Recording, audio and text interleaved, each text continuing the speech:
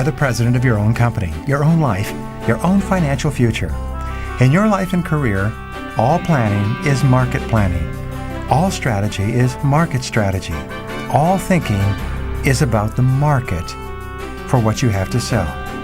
And you have one product to sell, your personal services.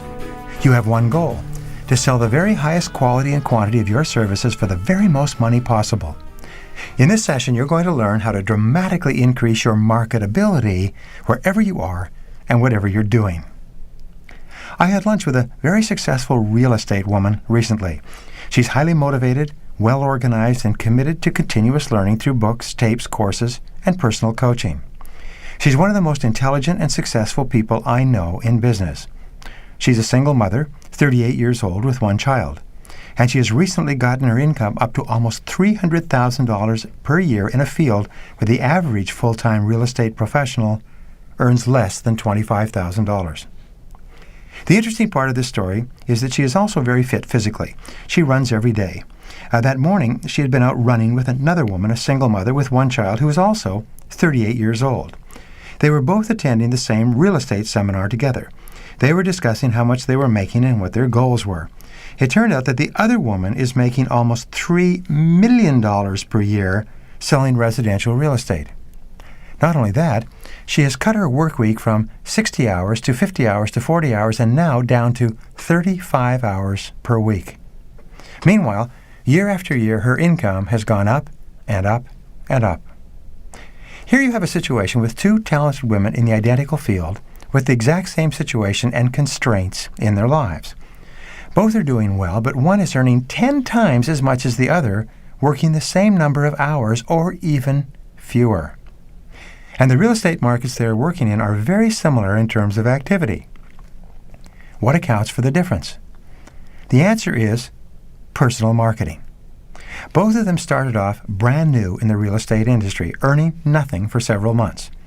One of them, my friend, is already making more than 10 times the average in the industry. But her friend is already making more than 100 times the average in the same industry. Which of these two incomes would you prefer? One of the most important management principles of the 21st century is called the winning edge concept. This concept says that only small differences in ability translate into large differences in results. It says that if a horse runs in a horse race and comes in first by a nose, it wins 10 times the prize money of the horse that comes in second by a nose. The horse that comes in first may be only a couple of inches faster than the horse that comes in second, but it translates into a 1,000% difference in results. In your life and in your career, there are people who earn 2, 3, 4, 5, and 10 times as much as you do. But these people are not vastly better than you. They are only a nose better in many respects. The studies indicate that a 3% difference in performance in a key area, sustained over time, can eventually give a person a lead that will enable them to dominate their field. Your job is to determine the critical success factors of your work, the areas where you absolutely positively have to do an excellent job, and then for you to become absolutely excellent at each one of them. Your job is to consciously, deliberately develop the winning edges in everything you do.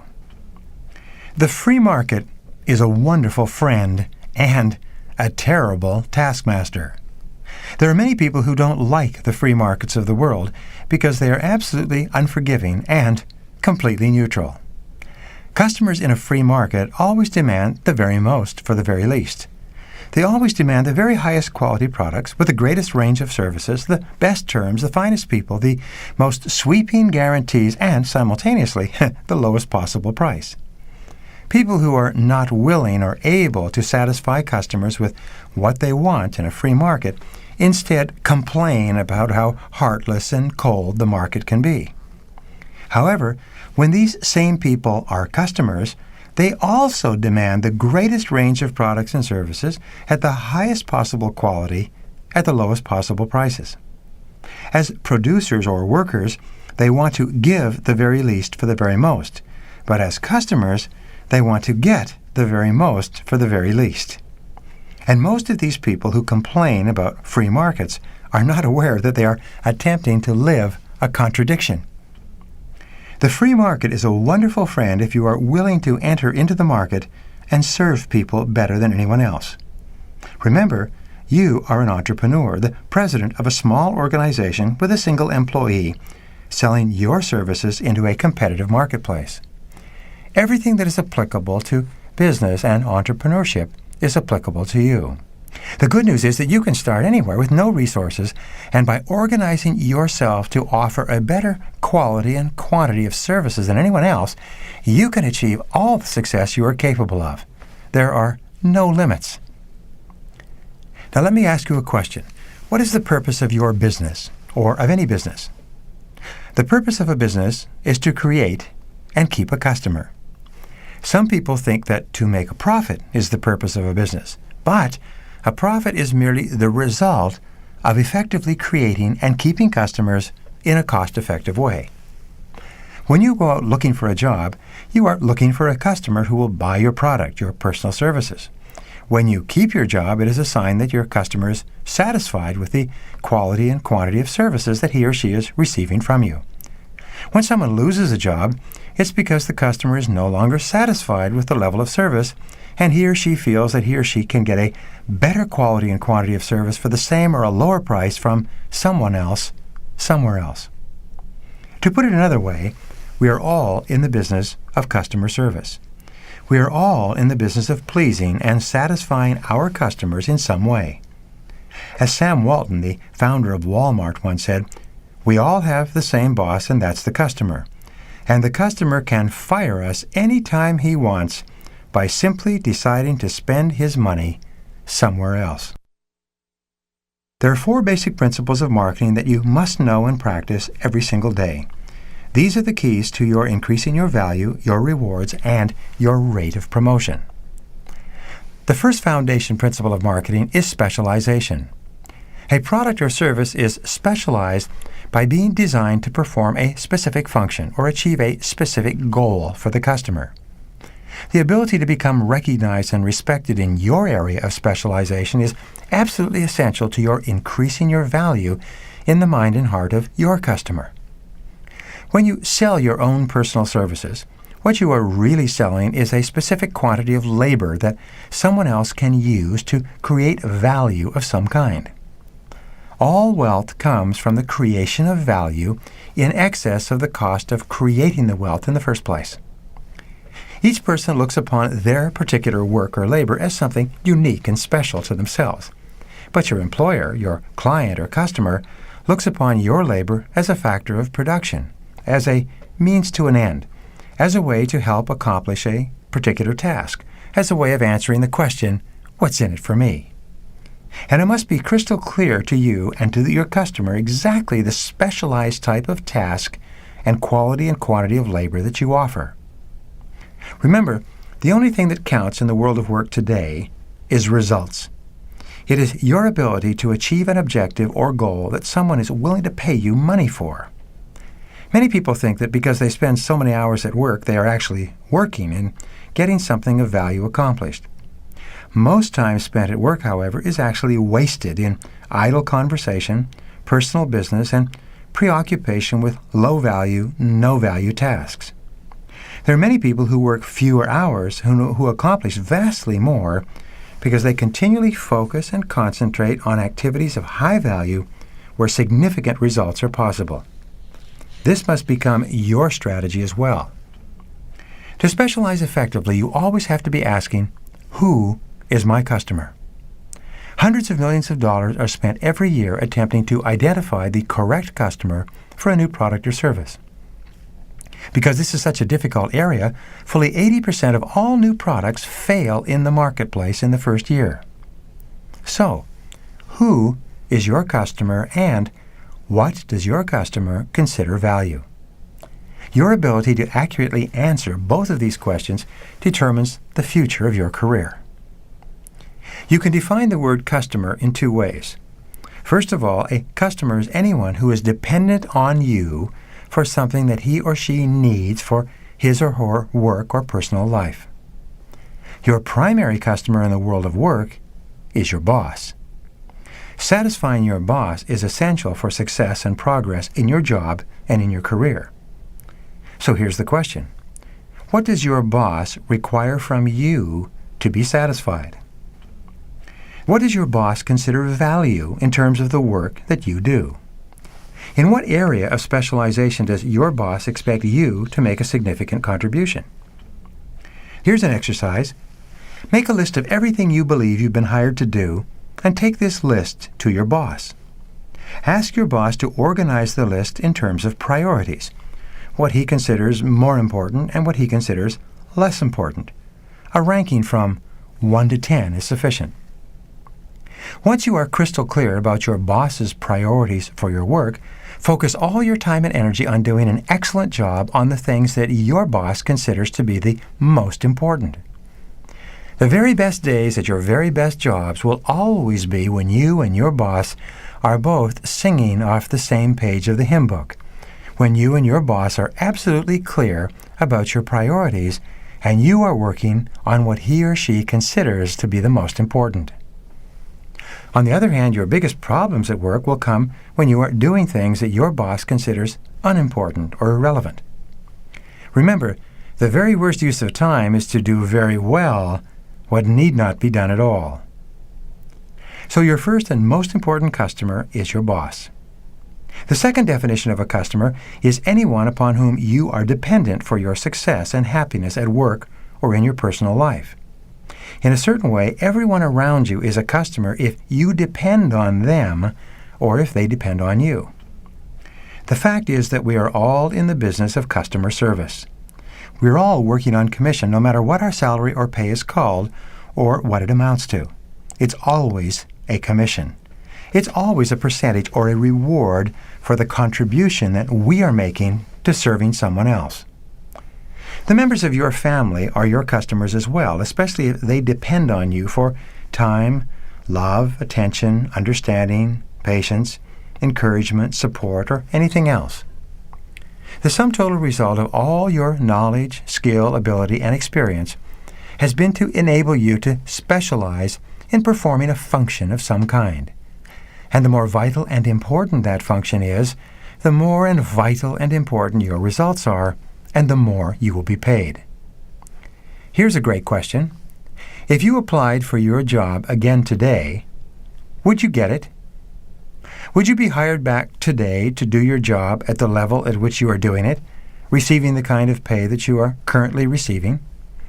If you were applying for your job today, what would you offer to do specifically in exchange for the money that you are receiving? If your company had the choice of hiring you back again today to do what you are offering to do for the amount of money that you are requesting, do you think they would hire you? Why or why not? This is an important question, and many people are getting an opportunity to explore this question in our fast-changing marketplace. The second key principle of marketing is differentiation. The entire purpose of marketing is for you to differentiate your product, your service, from that of others. Your ability to differentiate, to stand out in some way, is the critical determinant of how much money you receive and how fast you advance. We talked about this before. What is your area of excellence? What is your unique selling proposition? What is it that you do in a superior way that sets you apart and makes you different and better from anyone else in your field? If they were to do a survey amongst the people who know you at work and your customers, and they were to ask these people about your core competencies and your areas of excellence, what would these people say in response? What words would they use? What words do you own in the minds of your customers, both internal and external? In differentiating yourself from other people so that you can earn vastly more than the average, you must make an absolute commitment to join the top 10% of people in your field, whatever it is. You must commit to excellence in what you do, and especially in those areas that your boss and your company consider to be the most valuable of all. If you own your own company, remember, your boss is your customer. All marketing success is built around core competencies and critical success factors. A core competency is a special skill or ability that you have that enables you to get results better and faster than other people. Every company is built from the inside out, on a foundation of core competencies that enable that company to service their customers better in some way. As the president of your own company, your life is built around your core competencies as well. Sometimes you are clear about your core competencies and sometimes you are unclear. Ask yourself, what has been most responsible for my successes in my work to date? What are the things that you have done in the past that have brought you the greatest rewards, the greatest appreciation, and been responsible for the greatest amount of success in your career? What are the parts of your work that you do easily and well? What are the parts of your work that get you the most compliments and the most appreciation from others? In each case, the answers to these questions will indicate where your core competencies lie. A woman in a New Jersey firm that distributed computer peripherals and components worked in accounting, in accounts payable and accounts receivable. She was constantly on the phone with suppliers and customers discussing invoices, receipts, and bills. No matter what the situation or the problem, she had a wonderful telephone personality, and she seemed to be able to solve any difficulty that anyone had with regard to what were often quite complex billing statements. One day she looked around, and she saw how much the salespeople in the company were making compared to her. The salespeople were earning vastly more than the accounting people, even though much of their work was simply dealing with customers on the telephone as well. So she went to her manager and she told him she wanted to get into sales. They laughed at her and sent her back to her desk. They told her that she was an accounting person, not a salesperson. She was simply not cut out for the high-pressure cut and thrust of professional selling in the New Jersey marketplace. Well, for her, failure was not an option. She kept asking them for an opportunity to sell. Finally, when her 2-week summer vacation came along, she offered to work in sales at no charge during her vacation period. This her boss could not resist. So he paired her up with another salesperson and let her work for the 2 weeks, calling on customers both by phone and in person. The rest, as they say, is history. It turned out that if she could get money out of these people as either suppliers or customers, she could certainly get them to buy her company's products. She turned out to have a natural gift for selling. According to Inc. magazine, where this story appeared, 2 years later the company tried to go public and was turned down by the brokerage firms. The reason? Because fully 60% of all their sales were coming from this one woman, and the company had already passed $16 million in annual revenues. They couldn't take the company public because too much of the company's success was determined by the sales activities of a single person, a person they originally told had no aptitude for sales. The good news is that you have deep within you remarkable talents and abilities that you may not have recognized or identified yet. One of the greatest responsibilities of adult life is for you to find out what it is you are uniquely suited to do, and then to develop that into a skill that you can sell at a high price in the marketplace. If you don't yet know what your area of excellence or uniqueness is, or could be, there are some simple ways for you to find it out for yourself. First, you will always do best following your natural tendencies and developing yourself along the line of your unique talents and abilities. You are designed by nature to have within you special skills that, when properly identified and developed, will enable you to accomplish any goal you can set for yourself. Your only question is, what are they? One way you can tell is by looking at what interests you the most in the world around you. What do you like to think about, talk about, read about, hear about, learn about? What holds your attention? What fascinates you? If you won $1 million cash, tax-free tomorrow, and you could work at any job you wanted, which job or occupation would you choose? Here's another question. What sort of activity gives you your greatest feeling of importance? What do you like to do in your spare time? What have you always found easy to learn and easy to do? You'll always find your area of excellence in a place where you have a natural facility, where learning and doing is almost effortless. When you're doing what you truly love to do and are most suited to do, you will also find that time stands still. You sometimes forget to eat or drink or even sleep. There's the famous story of Madame Curie, the discoverer of radium, who passed out from not eating while studying science and radiology in Paris in the last century. Initially, they said that she had spent all her money on her studies and had no money left for food, but this turned out not to be true. She came from a good family and had ample funds to buy food.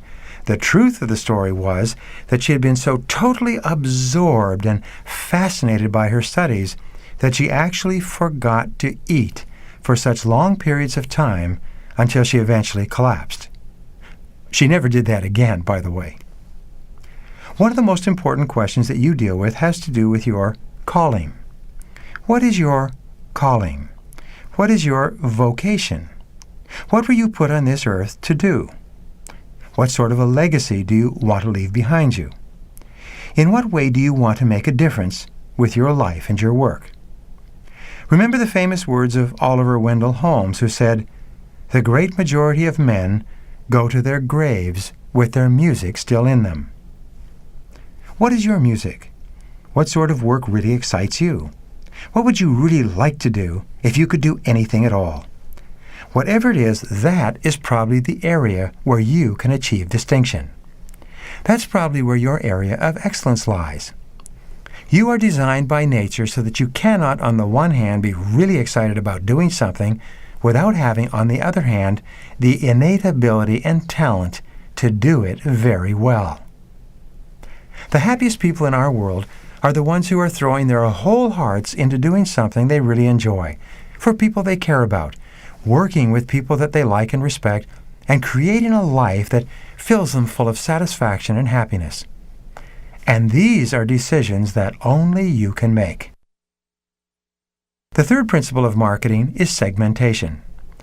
Once you've decided your area of specialization, the particular work that you're going to do, and your area of differentiation, the area where you can perform your task in an exemplary fashion, your next step is to segment the market in such a way that you can offer your services where they are the most appreciated. Look at your market as 100% of the people who could possibly use your specialized services.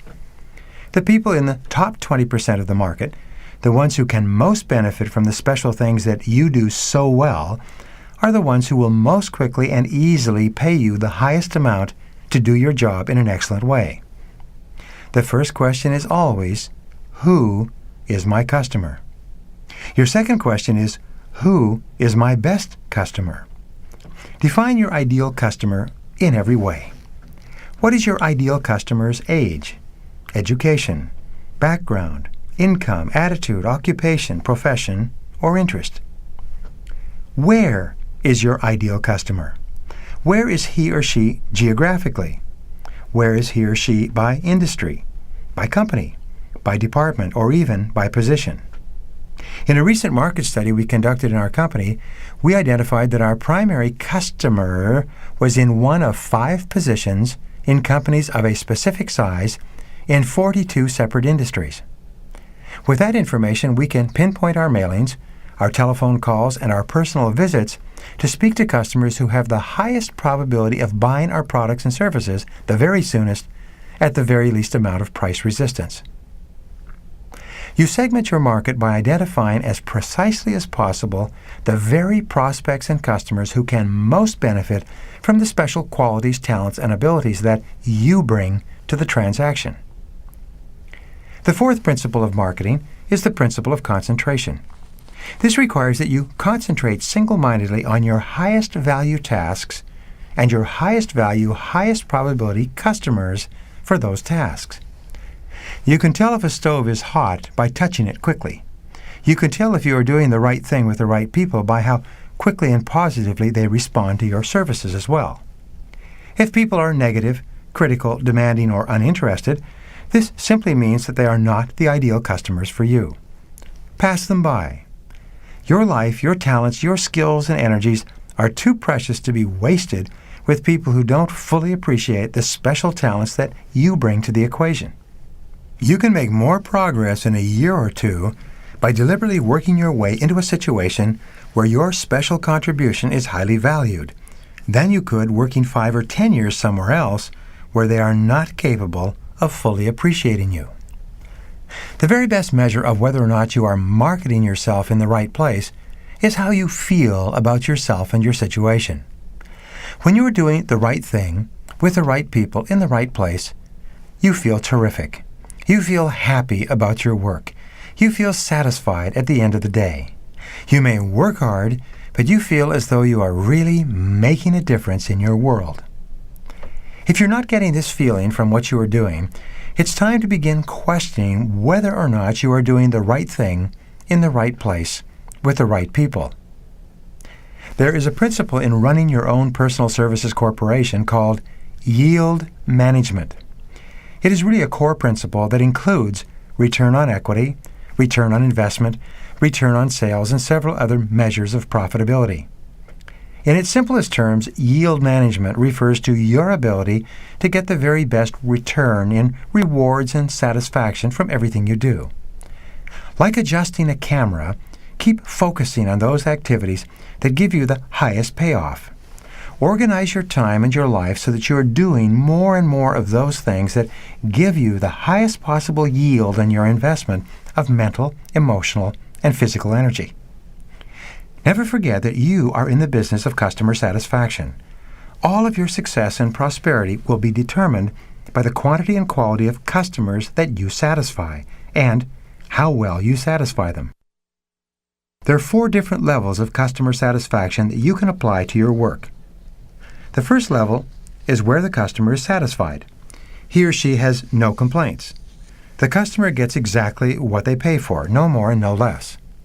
Companies, and individuals for that matter, that merely try to satisfy their customers have a shaky present and virtually no future in a competitive marketplace. The second level of customer satisfaction is where you exceed your customers' expectations. This is where you go beyond what the customer actually expected, and as a result, the customer is well pleased. Companies and individuals that exceed customer expectations, that do more than the customer thought they would do, are companies that have an edge in a competitive marketplace. These are the companies that have a future. The third level of customer satisfaction is called customer delight. This is where you actually delight your customers by doing something novel and extra that causes them to be pleasantly surprised. A little thing like a thank you card or a phone call after the sale to express your appreciation and make sure the customer is happy will tend to delight your customers.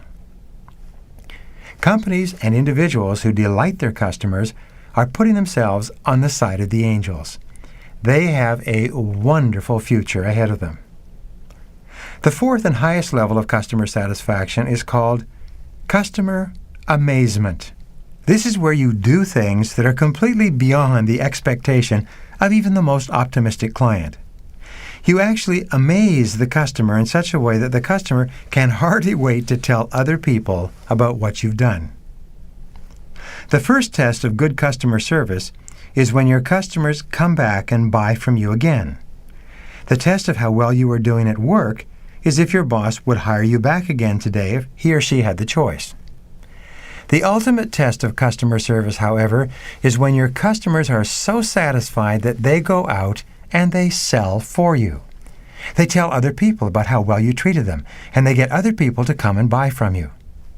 Companies like Nordstrom's are famous for delighting and amazing their customers, so much so that almost every customer has a Nordstrom story of excellent customer service that they eagerly tell to other people when they get a chance. Most of Nordstrom's customers are ambassadors out there telling the Nordstrom story and building up the word of mouth that is so important to success. In order to market yourself more effectively wherever you work and at whatever you do, there are a series of simple methods, techniques, and strategies that you can practice every single day. Here they are. First of all, take initiative whenever you see something that needs to be done. Always do more than you are asked to do. Don't wait for people to give you a job. Grab it and run with it as you would with a fumble in a football game. Second, when you work, focus on results. Focus on the tasks and responsibilities that make the greatest contribution. Take some time to think about what you are doing before you do it, and then make sure that what you are doing is important and valuable to your company. Third, become an expert at something that is important to your job. Pay any price, go any distance, overcome any obstacle to develop an area of expertise that enables you to stand out, that differentiates you from everyone else. Learn all you can about a specialized area of your business. Never tell all you know. Your reputation for being an expert in a specialized area can help you in your pay and promotion more than you can imagine. Your job is to stand out, and this is not too difficult because most people haven't even thought about it. So start a little earlier, work a little harder, and stay a little later. When you work, work all the time you work. Don't chat with your coworkers, take long lunches, come in late, leave early, and conduct personal business in the workplace. Instead, when you start work, put your head down and work the entire day. This will bring you to the attention of important people faster than almost anything else. Fourth, network continually in your business. Offer to help other people with their work. Offer to help other executives, even executives over whom you have no control and who have no control over you. Join your professional associations and network with other experts and other people in your field. Keep casting your net out wider and wider. Build your level of personal awareness in your marketplace, and you will be amazed at the good things that will start to happen to you. Fifth, continually ask for more responsibility. Whenever you meet with your boss, tell your boss that you would like more responsibility, more work. Your boss may be slow to respond, but eventually your boss will begin to give you little tasks to see how you handle them. When your boss hands off a baton to you, run with it as fast and as hard as you can. Develop a reputation for speed and dependability. When you get a job to do it quickly and get it back to your boss, and then ask for more responsibility. Finally, do a great job every time out. Get a reputation for quality work. Become known as the person to go to when you want to get a job done quickly and well. With this kind of a reputation, you start to attract to you all kinds of possibilities and opportunities that are not available to other people. The final principle of personal marketing is called positioning. Positioning is based on perception. It is how people think about you and feel about you. It is not based on facts. Your perception, your position in the hearts and minds of the people around you largely determines how they respond to you.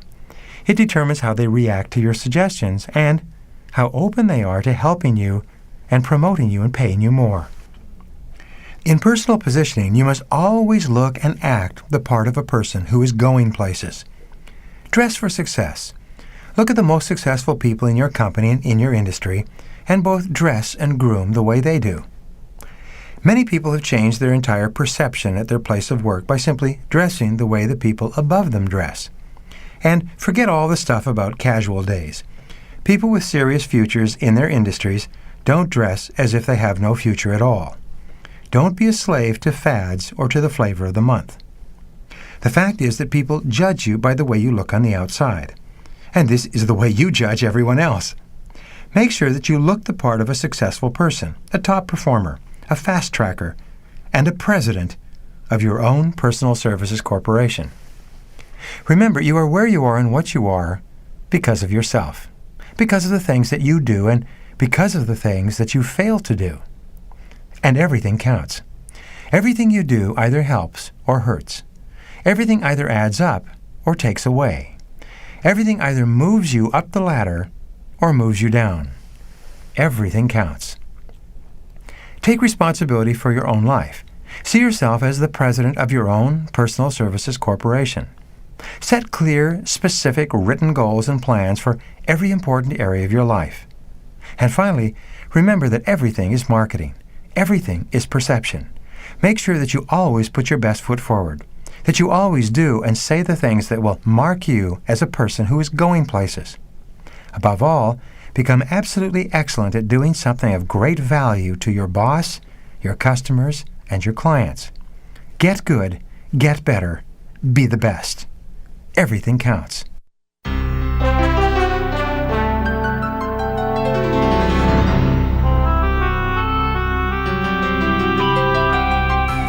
You have within you right now all the talents and abilities that you need to accomplish extraordinary things in your life and in your career.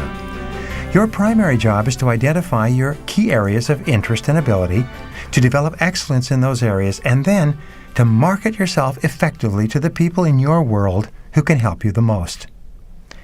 Many people of average or slightly above average ability are promoted more often and move ahead more rapidly than people of superior ability. This happens in every organization and industry, and the primary reason is that they are better at selling themselves to others than their counterparts, colleagues, and competitors. Fortunately, your ability to sell yourself and your ideas to others is as natural as breathing in and breathing out. Even if you have not been a particularly effective salesperson in your own right in the past, you can learn what you need to learn to be extremely convincing in getting your point across and getting the things you want in the future. When I started off in sales many years ago, I went from house to house and from door to door, spinning my wheels month after month. I wasn't afraid to call on people, and I wasn't afraid to work. My problem was that when I came face to face with a customer, I just said whatever came out of my mouth. I had no idea that selling is both an art and a science, with a beginning, a middle, and an end. And the more you practice the profession of selling, the better you get. Finally, I learned that selling is very much like a combination lock. If you turn to the right numbers in the right sequence, the lock will open for you. But even if you are brilliant, full of enthusiasm, and extremely well educated, if you do not turn to the right numbers in the right sequence, the lock simply won't open. Selling is just like that. Fortunately, the very best work in selling ever done in the world has been carried out over the last couple of decades. Many tens of thousands of customers and salespeople have been interviewed both before and after the sales conversation to find out what they thought and how they felt about the process. Sales conversations were audio taped and videotaped. Professional consultants sat in the back and took notes on the conversations. The customers were interviewed after the sales conversation and asked why they bought or refused to buy. Over time, a very clear picture developed that you can now use to convince and persuade almost anyone of almost anything, as long as you follow the proper process and your prospect is properly qualified. For many years, intelligence, academic qualifications, and university degrees were thought to be the key predictors of success in the world of work. In the last few years, however, especially influenced by the work of Daniel Goldman of Harvard, our thinking has changed dramatically. Goldman's thesis is that emotional intelligence, or what he calls EQ, is more important than IQ in predicting success in the workplace and happiness in life. We've always known this intuitively, and now it's being proven over and over again in almost every situation. According to Dr. Howard Garner of Harvard, each person has what he calls multiple intelligences. Garner suggests that there are 7 intelligences, only 2 of which, verbal and mathematical, are ever tested in school. You could be a genius in 1 or more of the other intelligences, such as physical intelligence for sport, or musical intelligence for composition, singing, or performing, and you could still get poor grades in school. One of the intelligences that Garner talks about and which Goldman confirms is called social intelligence. This is the ability to negotiate, communicate, influence, and persuade in your relationships with other people. It is not only the highest paid intelligence in the modern world, it is also the greatest guarantor of success as a friend, a spouse, a parent, a boss, a salesperson, or in virtually any other field. Given the choice between a pleasant person who is competent and an unpleasant person who is brilliant, the great majority of people would choose the more pleasant individual. In fact, the most common word used to describe the most successful, most respected, and highest paid salespeople is the word nice. He or she is a nice person. We shop there because they are such nice people. We do business with that company because they are nice people to deal with. I was doing a special seminar for a group of senior accountants with a large international firm not long ago. As we started, I asked the question, how many people here are in sales? There was complete silence in the room. They looked at each other uncomfortably. Finally, one of them raised his hand tentatively and then put it down again. So I repeated the question. Maybe I didn't make myself clear. Let me ask again. How many people here are really in sales? One by one, they got it. One by one, their hands went up.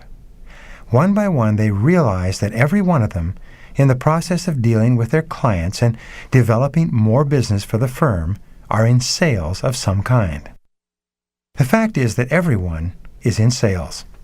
From the time you make your first sales presentation as an infant, crying loudly to get your diapers changed or to get fed, you are in sales. Little children have no doubts about this at all. They are the greatest salespeople in the world. They never take no for an answer. They ask and ask and ask and ask again.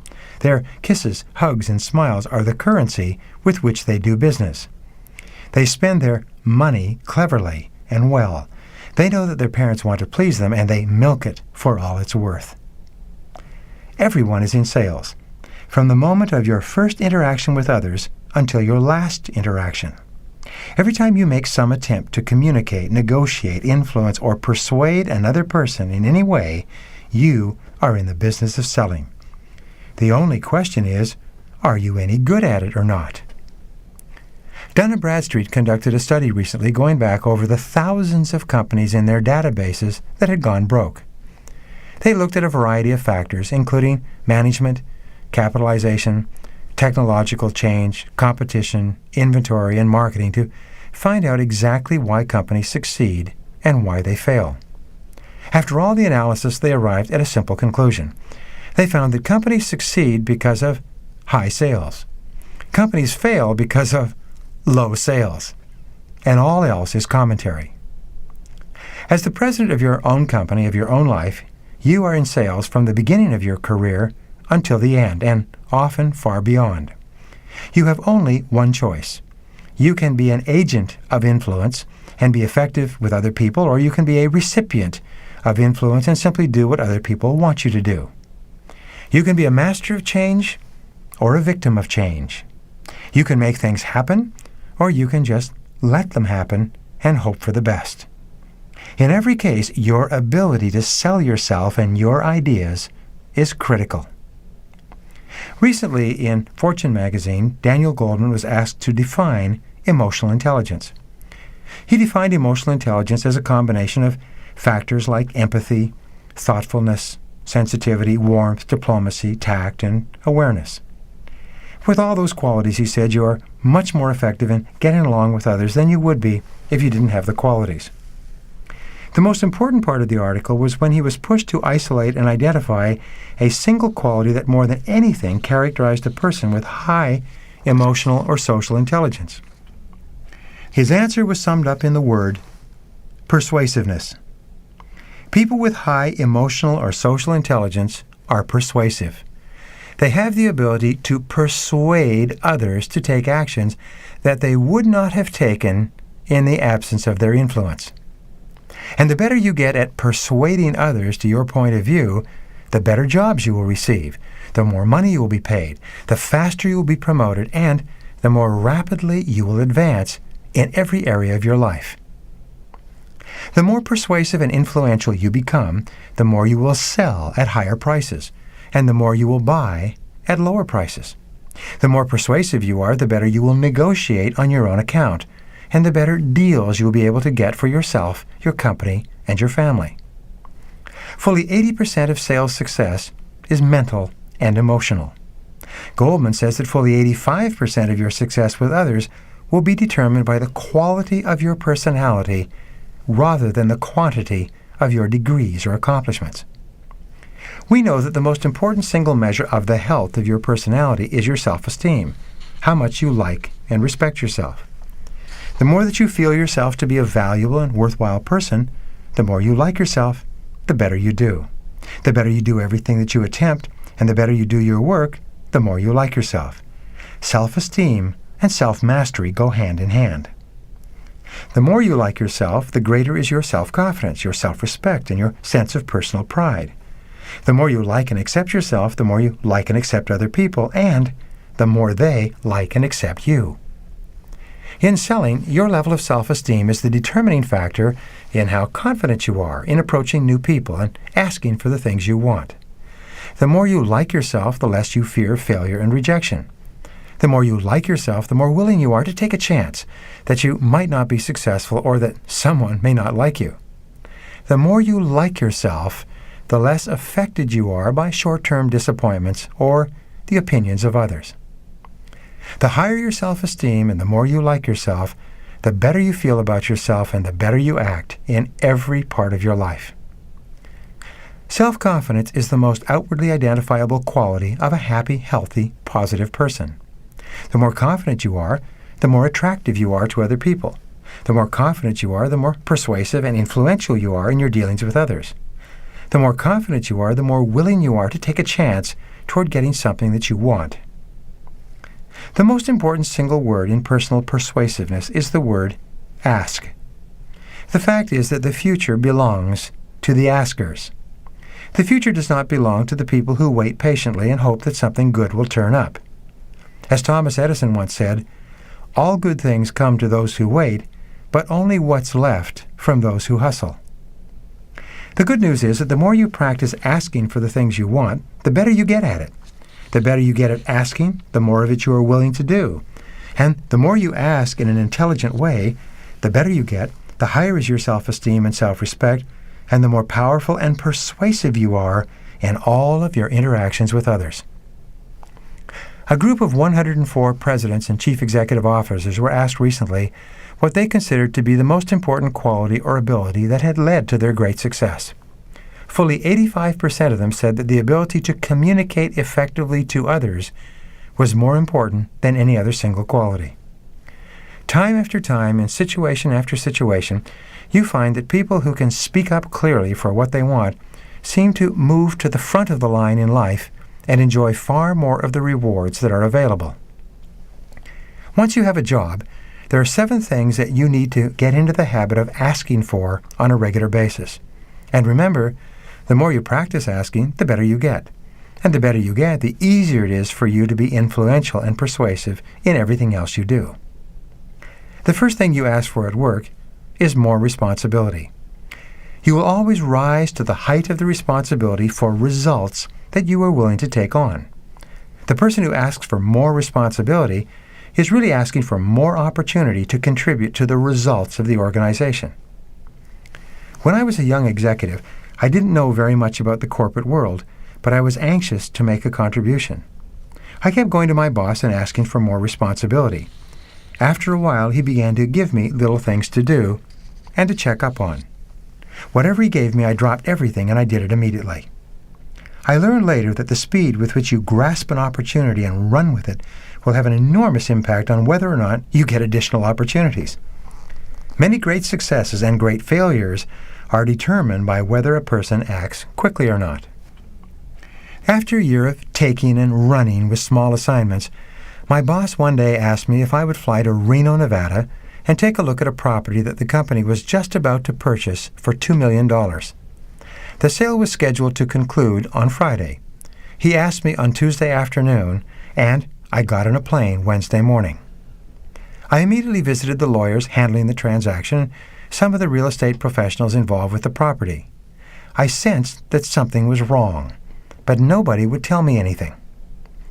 To make a long story short, I scrambled around frantically, driving 50 miles to Carson City to visit the Capitol and look at the land records.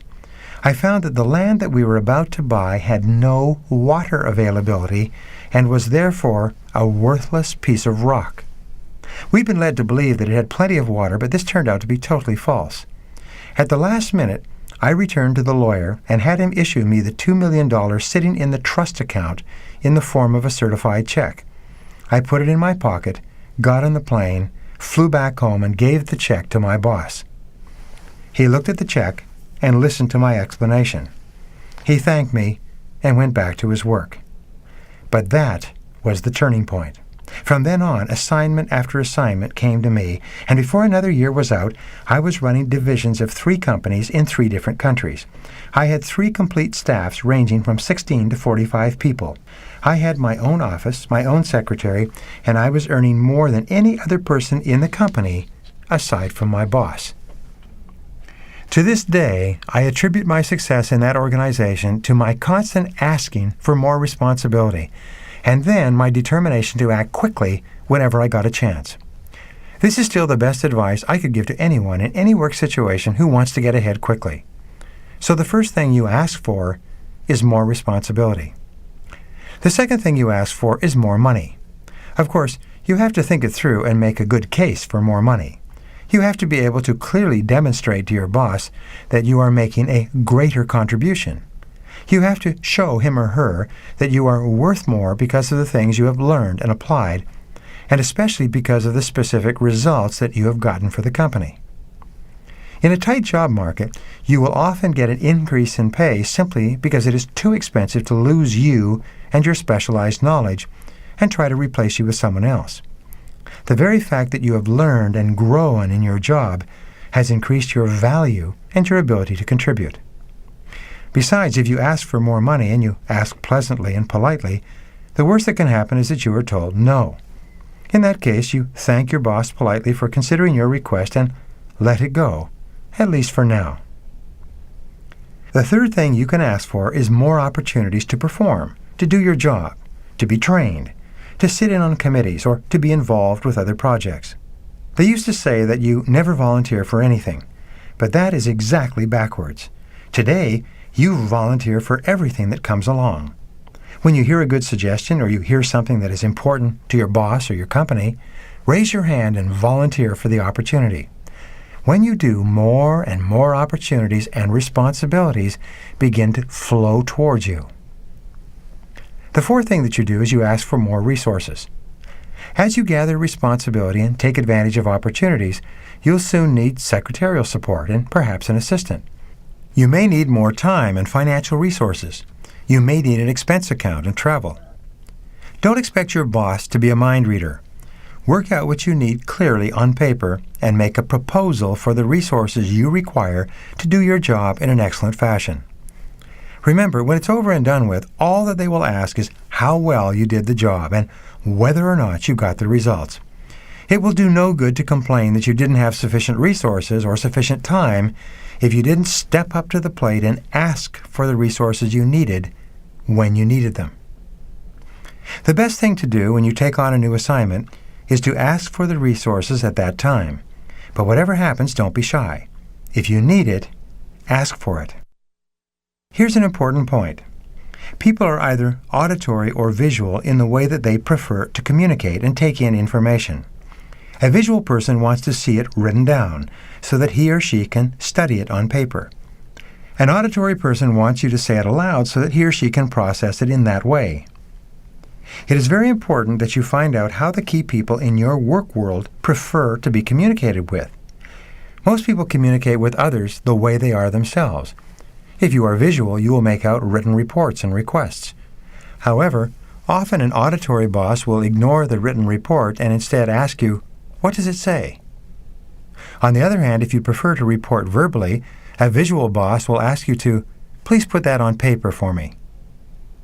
The fifth thing that you ask for is more business, especially if you're in sales or business development for your company. It's absolutely amazing, but many customers will give you the business if you'll just ask for it, especially if you have a customer who is already satisfied with his or her dealings with your company. Asking for more business will often trigger as much as you can handle. If you're in sales full-time, don't be afraid to tell prospects that you really want to have them as customers. Don't be shy about telling customers that you would really like to have all their business if you possibly could. Often, prospects and customers are flattered when you tell them how determined you are to get their business. The seventh thing you can ask for is more referrals to other prospects and other customers. Everything in our society today is based on the principle of credibility.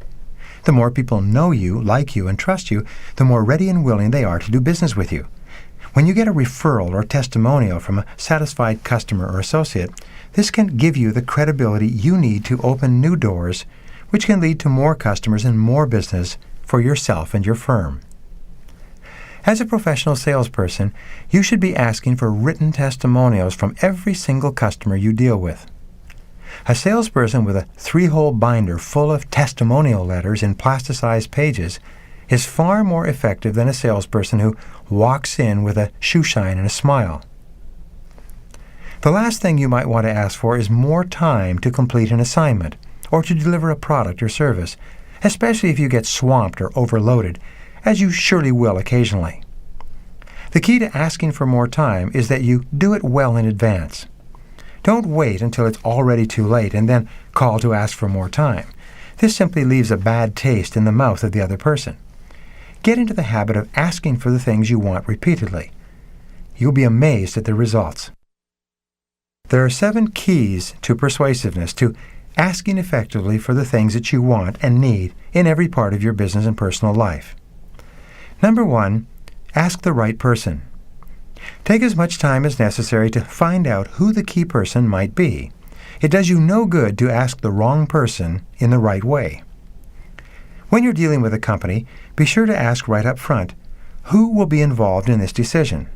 And ask, who is the final decision maker in this area? In every sales situation, there are several people who can say no, but there's usually only one person who can say yes. You must find out who that one person is and then do everything possible to get to that person with the right presentation structured in the right way. People at the top of organizations are usually concerned with the net bottom line benefits and returns associated with a new product or service. They are concerned with percentages of return on equity, return on investment, return on sales, and even the internal rate of return or savings represented by a purchase. When you talk to the top people, you talk in terms of financial results associated with the use of your product or service. People at the mid-level, managers and supervisors, are more concerned with the performance and appropriateness of your product or service. Does it work? And if so, how does it work? Middle managers are focused on function and suitability. Lower-level staff are primarily concerned about price. Because they are continually seeking to earn the favor and approval of the people above them, and they assume that the people above them want to save as much money as possible, they are usually preoccupied with getting the lowest possible price, regardless of whether or not the product or service performs appropriately or is even suitable for the organization. For the above reason, you always want to start as high as possible in any sale or negotiation. Power and decision-making always flow down from the top. They never flow up from the bottom. So the first key to asking is for you to ask the right person. This is all important. The second key to persuasiveness is for you to ask at the right time. In many respects, timing is everything. Even asking, "Do you have a few minutes?" or "Is this a good time to discuss this issue?" can be extremely helpful to you. Remember, everybody is busy. Everybody is dealing with a continuous succession of problems, difficulties, and crises every day. You have no idea what the person you are about to ask is dealing with in the other departments of his or her life. So always be sure to go slowly and make sure that this is an ideal time for you to have this conversation, to make this request.